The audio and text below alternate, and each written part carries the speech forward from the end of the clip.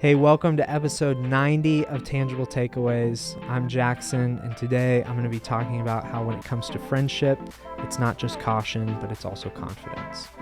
And I'm Todd, and I'm going to talk about how much easier it is to pull someone off the chair than to pull someone up onto it. All that and more on this episode of Tangible Takeaways.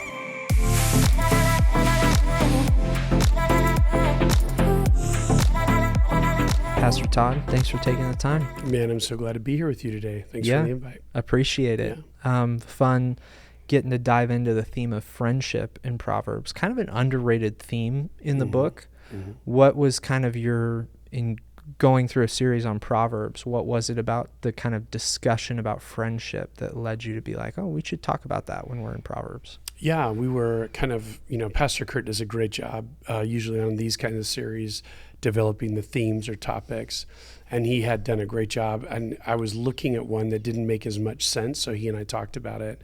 And I thought that this theme of friendship, though, I just remembered and reading the Proverbs before, there's so much about both maybe the kinds of friend to be, as well as who to steer clear from. And so it just seemed like a real dominant concept. And to be fair, when you think about the book's authorship, again, being father to son, we talked a lot about that growing up. And I think most families do. Like, let's talk about the importance of developing good friends.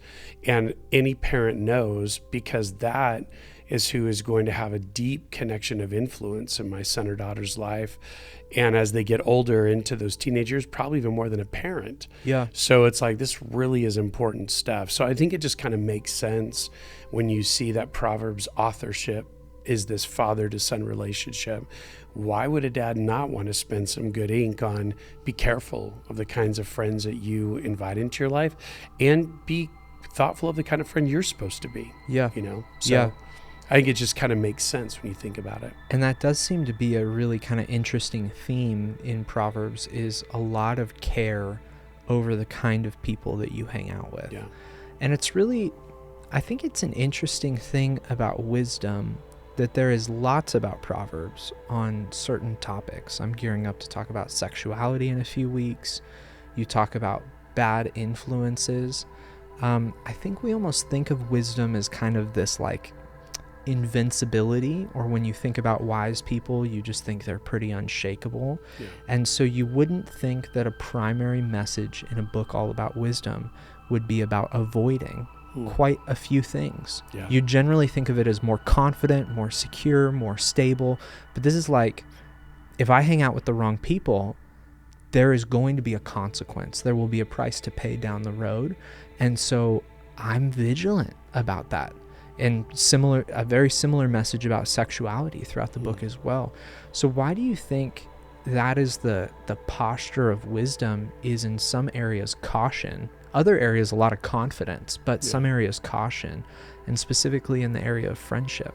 Yeah, no, it's a great question. I think, what I see so much, we tend to have the lenses that we put on when we see scripture. And one of the approaches that I have to scripture is that often a concept, like let's say this about friendship, will have both a disengage and an engage aspect. And so on the engage side, it would be pursue those kinds of people or be that kind of friend. But on the disengagement, same topic, but the disengagement, half of it is, but avoid these influences, or avoid letting those qualities rub off on you. So it's this interesting thing that I feel like most concepts in scripture, it's not always equal, but at least they're represented. Here's something about that to do, and here's something about that to stay away from. But to your point, I think that it's a great reminder that in a fallen world, nobody's invincible. With a sinful nature that we're born with from the very beginning at conception, to the ways we simply live that out day in and day out. The reality is that no matter how wise the human being is, they're still a fallen human being. Case in point, Solomon. Yeah, that's the great irony of the whole book. Is when you read the rest of the story and you realize the failures that he had in his own life, you realize wisdom though it might have been there intellectually and even, evidentiary in his life, there were some huge blind spots that he just kind of walked along like, is that a problem? And if anyone had the guts, I would have told him, I can't believe you can't see that's a problem. Yeah. So I just think it comes down to, it's a good reminder that nobody's invincible. It's a good reminder that even human wisdom in a fallen world isn't even, I would agree with your understanding of it, like meaning that's how a lot of us think of it. I have thought of it that way. There's a wise person, they're so stable, they're so dialed in, they're so unshakable. Yeah, they're definitely not like, ooh, don't get me in this context or whatever. They're not being cautious as much as generally not how we think of them. Confidence versus caution. Yeah, but I think that's a great way to remember, though, and even be mindful that caution itself is a layer of wisdom. And, it just is reminding us that our lives have more pitfalls in them than we would expect. And I do need to walk in a wary and aware way. Yeah. And the great irony is the two predominant notes of caution throughout Proverbs are related to friendship, relationships, and sexuality, the two areas that Solomon was not cautious and ultimately swayed him to turn away from God.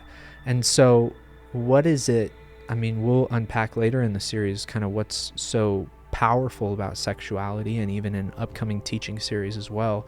What is it about relationships or friendship that is so powerful that, again, if we think about wisdom is just walking at God's cadence, understanding that there is a rhythm to which he has created life, and so I'm going to walk in a fear of him, a respect, understanding that he's developed a rhythm and I want to walk in pace with that.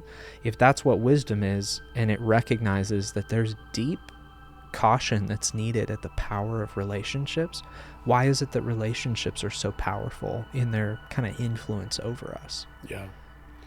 I think it comes down to, what are some of the adages we tend to live by, things like you are what you eat.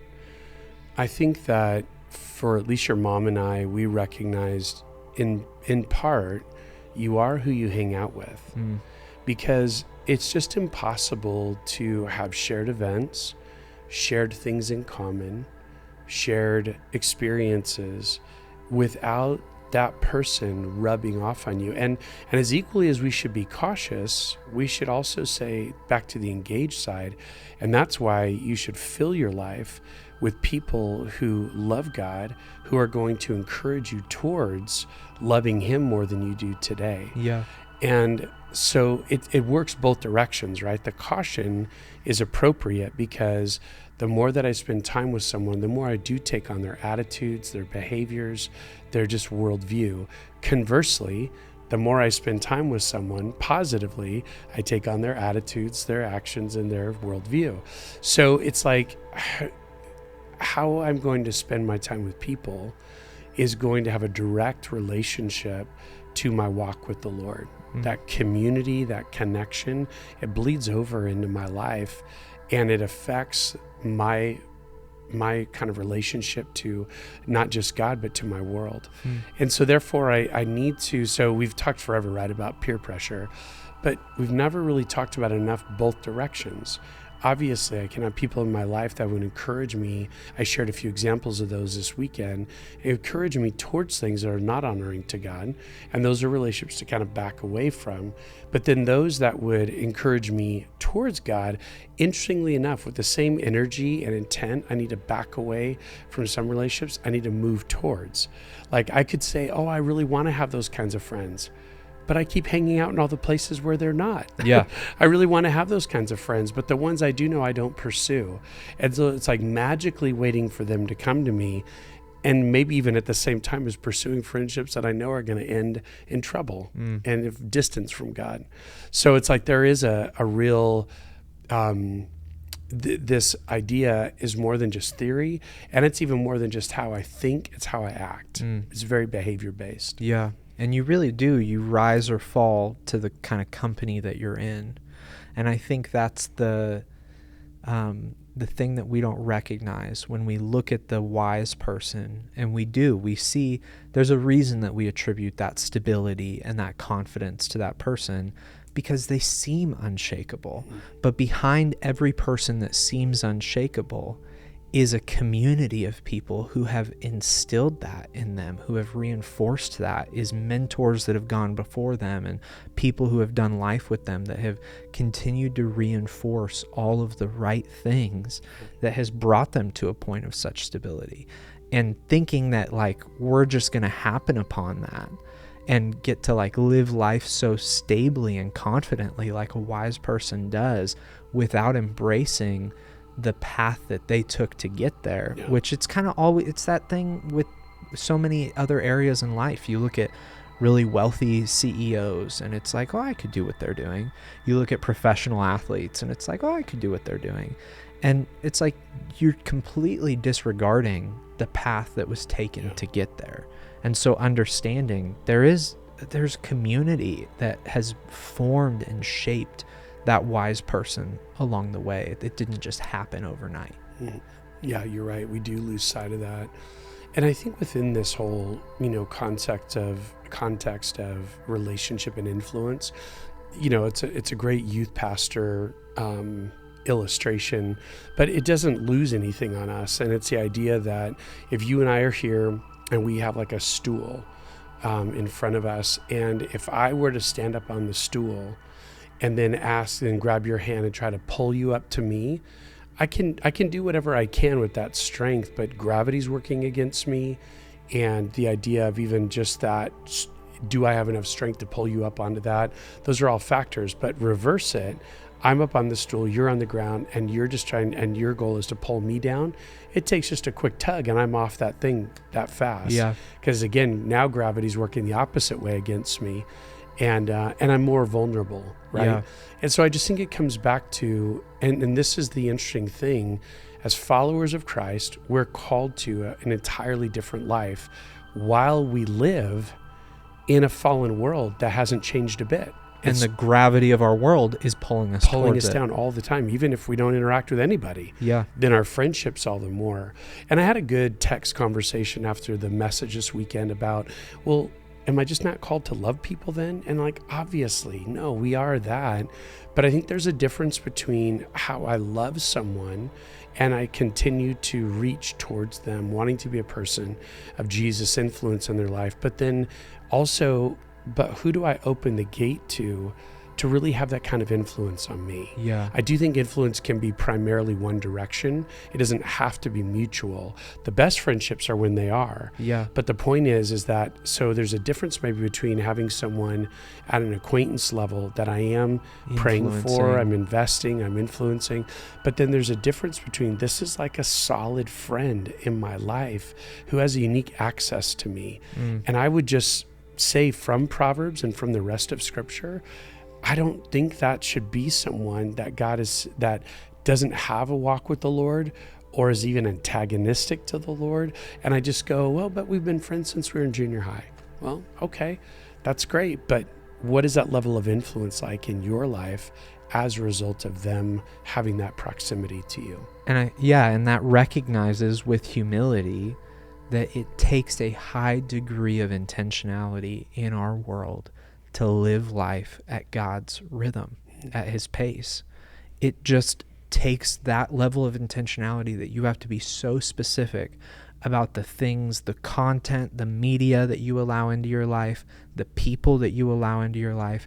And again, it's all that behind the gate stuff, right? That was kind of that great, insight into the Hebrew wording there that Pastor Kurt gave us in his message.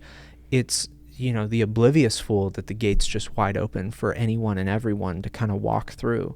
And I don't think when you talk about that idea of being in the world but not of the world, it's not as though we're trying to run away from the fact that our world is secular. Yeah. But am I just opening up the gate for every person with a great idea in our world to speak in and to offer the same level of influence into my life as I would a pastor, as I would a trusted friend, that we're walking in the same direction towards Christ?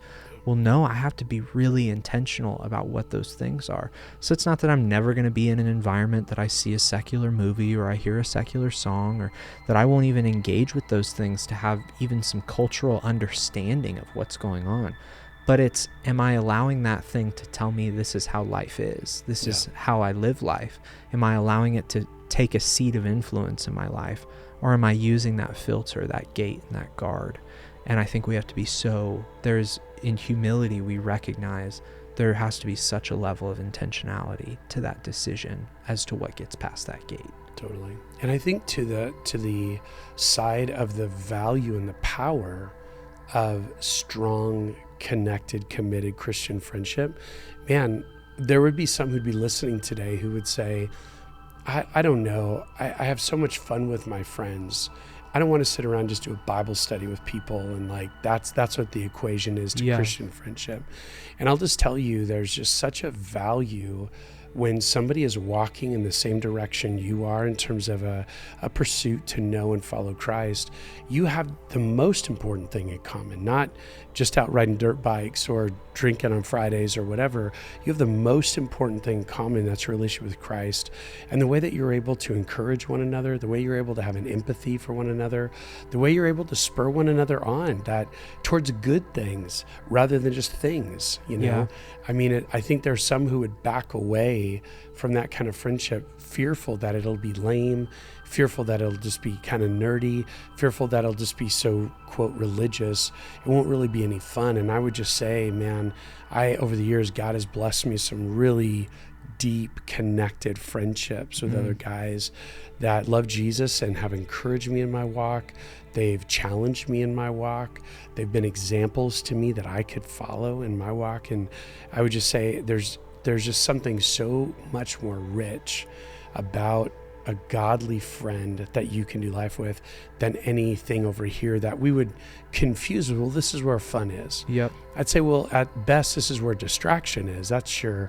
But this is where meaning is. Yeah. And that's the thing to go after. And a super underrated thing about friends who are believers is it's not, I think the mistaken interpretation or understanding is that it's all super serious all the time. And it's like we're just opening up God's word all the time and digging into it. It's like, man, when you know that that person has a shared biblical ethic, then you can really let down with that person. You can trust them in ways that you can't trust your other friends who you don't know if they have your best in mind. There is a level of trust that actually lets you really let your hair down, be yourself, and enjoy that relationship on a different level because you know that they're for you. You know that they have your best in mind. So I'd argue they're more fun. Like it's more fun hanging out with them because who you can be with them. Exactly. The relationship runs deeper.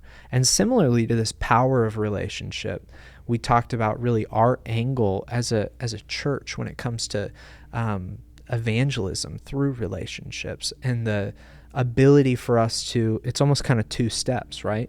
Am I being intentional about who I'm letting influence me relationally? But then beyond that, am I being intentional in making sure that I'm in a seat, in a position of influence with other people as well? Yeah. And so it's kind of evaluating those two things. So there is deep power also in us being the influencers of people in our lives. And what are some of the kind of things that you have seen be true in this oikocentric philosophy in just the deep power of friendship and relationship to reach people for Christ? Yeah. I would say in some ways, and this is a really key thing we can easily just take for granted or just step over and forget about. It's always keeping in mind that friend, right? Either it could be a surface, just kind of shallow friendship, but there's someone God's put in my life. And it's easy for me to shift as I think more missionally to make them a project. They're a thing.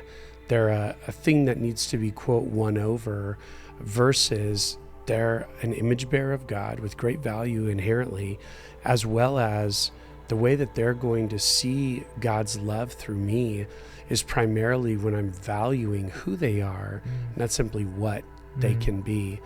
And so in a great way, it actually drives me back to the meaning of friendship, they're not something that's a commodity. It's a person that God deeply loves. God's put into my life so I can deeply love. And then I think this happens. I think what they begin to see if there's someone who has no context for the gospel, not walking with the Lord, what are their friendships? Is they're back over here. They're based on mutual activities. They're based on mutual proximity. They're in the same workspace or whatever. Even what you can do for me. Yeah. I'm even using you or you're using me. But then they encounter a friend in the way that Proverbs is identified. And again, the challenge at that point is still the most important thing isn't in common yet, but they see the character of what a sacrificial friend is like, where it's not primarily what I can get from you, but what I can be for you. And they start to see someone genuinely care for them. They start to see someone generally be more concerned with their well-being than simply them feeling good. And it's like, I care enough about you to encourage you.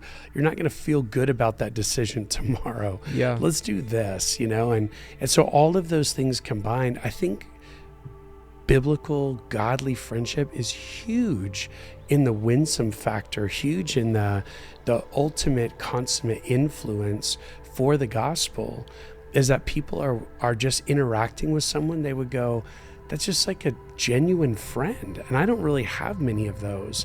I've got a lot of surface relationships, or a lot of acquaintances, or a lot of people who act friendly because they want something from me.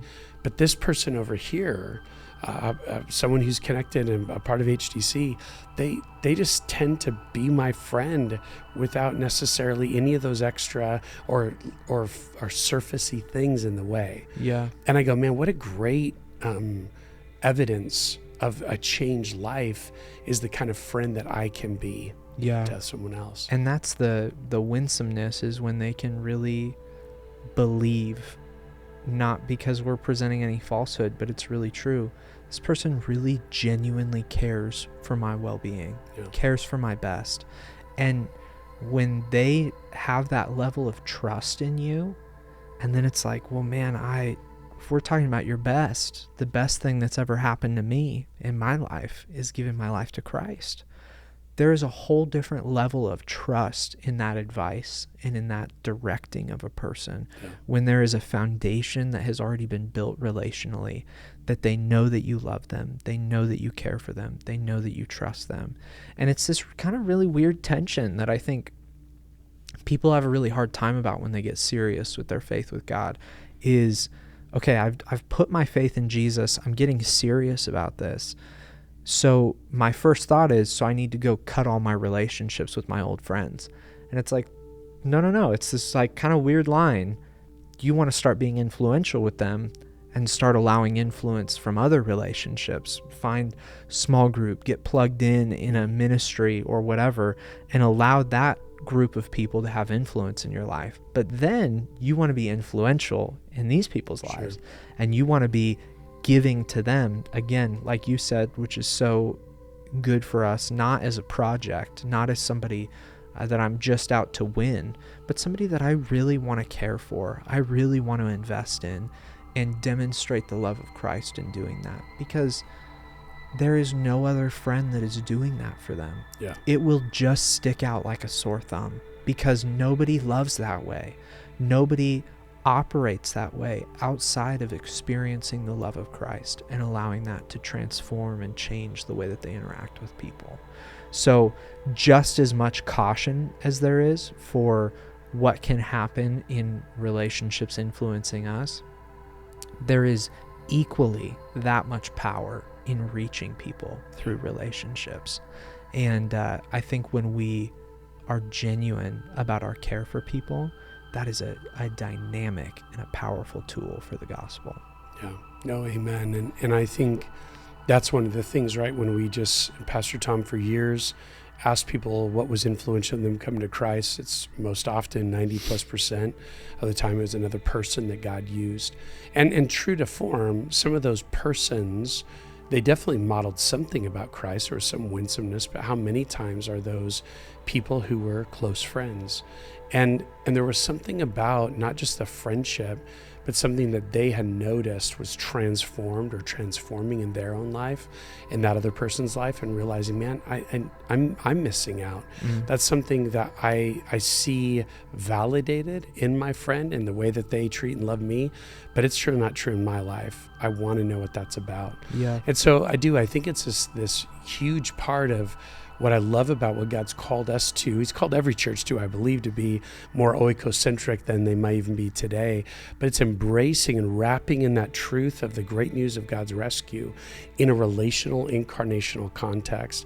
And I just go, that just makes sense to me, that would be the design of God. Not that everyone comes to Christ. There's outliers that come to Christ different ways, but the overwhelming majority, and what I think Scripture shows, is that there is this thing encased in the context of relationship. This is how the gospel travels from one person to the next. Yeah, and it's just what we said at the beginning. It's that disengage and engage. It's caution and confidence. Yeah. It's both. It's not one extreme where we live in fear or we live so cavalierly. It's this tension that we have to live in of, man, I want to be cautious about who influences me, but I want to be confidently seeking to influence those people in my workplace, friendships, family who don't yet know Christ in the way that I love them. So, man, thank you. Appreciate the time. You're welcome. Love it. Love getting to talk on this topic. Yeah. And if you got a tangible takeaway coming out of Pastor Todd's message this weekend, don't forget to drop that there in the comments. As always, don't forget to like the video and subscribe so that you get future updates about videos as well. That's all we got for this week. We'll catch you guys next week on Tangible Takeaways.